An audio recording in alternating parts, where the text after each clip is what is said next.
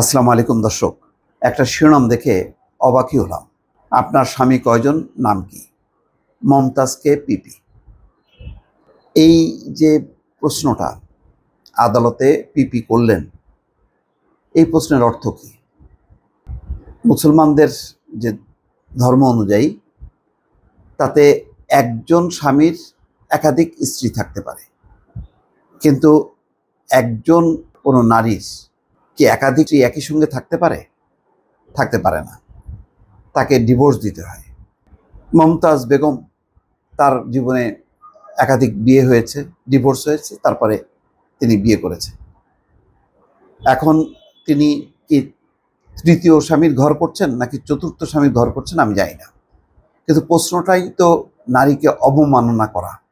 সেটা কি করা উচিত কিনা? পিপি যদি মনে করে যে মমতাজ তার রাজনৈতিক প্রতিপক্ষ, তার সমালোচনা হবে রাজনৈতিকভাবে, কিন্তু তাকে যেভাবে অবমাননা করা হলো এই প্রশ্ন করার মধ্য দিয়ে, এটা তো শুধু মমতাজকে না, এটা নারীর অবমাননা হিসেবেই কিন্তু বিশ্লেষণ করা যেতে পারে বা সমালোচনা করা যেতে পারে। এটা তো খুবই, আমি মনে করি, অভদ্রচিত একটা প্রশ্ন যে আপনার স্বামী কয়জন। আপনার স্বামী মানে কি? বলতে পারে যে আপনার প্রাক্তন স্বামী কতজন ছিলেন, সেটা হতে পারে। আপনার স্বামী কয়জন মানে কি? একজন পুরুষ মুসলমানকে বলা যেতে পারে আপনার স্ত্রী কয়জন, সে বলতে পারে আমার দুজন স্ত্রী, বা আমার তিনটা স্ত্রী, বা চারটা স্ত্রী। একটা নারীকে কি বলা যায় যে আপনার স্বামী কয়জন? একসঙ্গে কি একাধিক স্বামীর ঘর করা যায়? এটা তো শুধু নারীর অবমাননা, এক ধরনের একটা ধর্মীয় অবমাননা সূচক বা অবমাননামূলক একটা প্রশ্ন। এই প্রশ্ন কেন করলেন এবং এই শিরোনাম কেন হলো আমি পরিষ্কার না। বৈষম্যবিরোধী ছাত্র আন্দোলনে রাজধানী মিরপুর মডেল থানা এলাকায় মোহাম্মদ সাগরকে গুলি করে হত্যার অভিযোগে করা মামলায় রিমান্ড শেষে সাবেক এমপি মমতাজ বেগমকে কারাগারে পাঠিয়েছে আদালত। গতকাল শনিবার ঢাকার মেট্রোপলিটন ম্যাজিস্ট্রেট মোহাম্মদ মিজানুর রহমানের আদালত শুনানি শেষে জামিন নামঞ্জুর করে এই আদেশ দেন। আদালতে মমতাজের জামিন শুনানিকালে তার স্বামী কয়জন তাদের নাম জানতে চান রাষ্ট্রপক্ষের আইনজীবী। এ সময় আইনজীবীকে থামিয়ে দেন বিচারক। তো বিচারক বুঝতে পারছে এটা তো খুবই অবমাননাকর একটা প্রশ্ন। জামিন শুনানিকালে রাষ্ট্রপক্ষের ঢাকা মহানগর পাবলিক প্রসিকিউটর ওমর ফারুকি বলেন, সংসদে দাঁড়িয়ে জিয়াউর রহমান খালেদা জিয়ার বাপের নাম জানতে চান।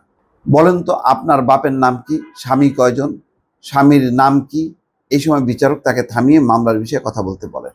এখন মমতাজ যদি সংসদে দাঁড়িয়ে অবমাননাকর কথা বলে, প্রশ্ন করে বা সেই আচরণ করে, তার জন্য কি আমি করব? এটা কোনো বিচার হতে পারে? আমি বিভিন্ন ইউটিউবে, সোশ্যাল মিডিয়াতেও দেখেছি মমতাজকে নিয়ে খুবই কটাক্ষমূলক, খুব ইঙ্গিতপূর্ণ কেউ কেউ কথা বলেন। এগুলো আমার ভালো লাগে না। আপনি মমতাজকে আক্রমণ করতে যে পুরো নারী গোষ্ঠীকে যদি বা নারী জাতিকে যদি অবমাননা করেন, সেটা খুবই অনুচিত।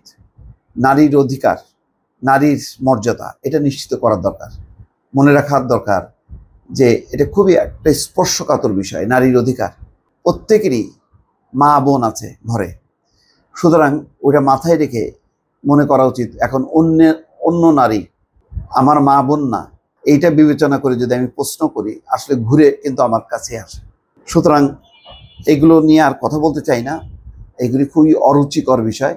সুশ্রীমূলক এই ধরনের নানা রকম সামাজিক যোগাযোগ মাধ্যমে অনেকে বলে যাচ্ছেন নিরাপদ অবস্থান থেকে, কিন্তু এইগুলি কোনোভাবে উচিত না। আর আজকে পিপি যেভাবে প্রশ্নটা করলেন আপনার স্বামী কয়জন, এটা ঠিক না। বলতে পারে আপনার বর্তমান স্বামীর নাম কি, অথবা আপনার বর্তমান স্বামী কে। কিন্তু একই সঙ্গে কি একটা নারী দুইটা, তিনটা, চারটা স্বামী রাখতে পারে? এটা কি আমার ধর্মীয় বিধানে আছে? নেই। তাহলে কেন আমি এই প্রশ্নটা করছি? দর্শক ভালো থাকবেন। আল্লাহ হাফেজ।